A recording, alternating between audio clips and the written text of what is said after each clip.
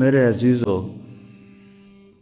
ماشاءاللہ آپ سب نئے بچوں، یہ طلبہ بھی ہیں، آپ سب بہت اعلی راستے میں ہو اور ایک بڑی عظیم ہستی کے زیر سایہ آپ لوگوں نے وقت گزارا ہے، لیکن یہ اللہ کی تقدیر ہے کہ اس نے اٹھانا ہے۔ جب اپنے حبیب کو بھی نہیں گنجائش دی، اتنی گنجائش دی کہ جتنا رہنا رہ دو، لیکن انک میت و انہم میتون، آپ نے بھی مرنا ہے، انہوں نے بھی مرنا ہے۔ تو موت کوئی فنا نہیں ہے، موت تو مزے کی چیز۔ صحابہ پہ یہ بات کھل گئی تھی، وہ موت کو گلے لگاتے پھرتے تھے۔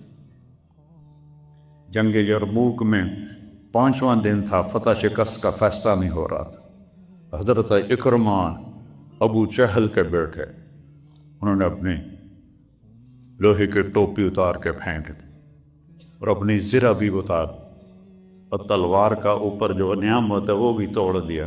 کون ہے مرنے کے لیے میرے ہاتھ پہ بیعت کرتا؟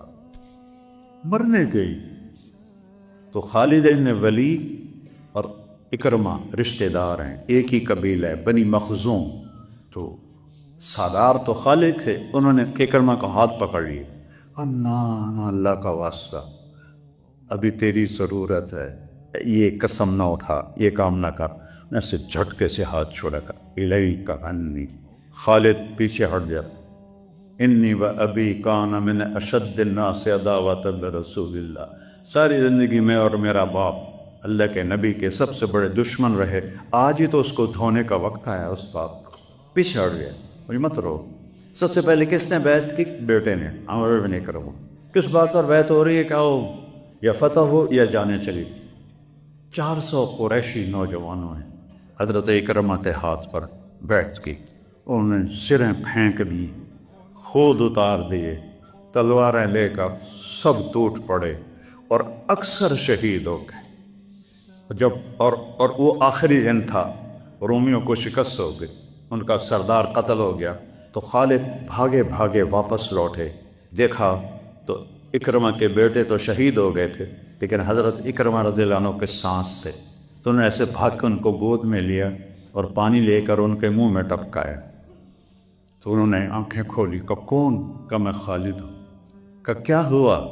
کہ اللہ نے فتح دی۔ کہ اچھا، عمر کو کہہ دینا جو تم نے کہا تھا وہ تو ہم نے کر دیا۔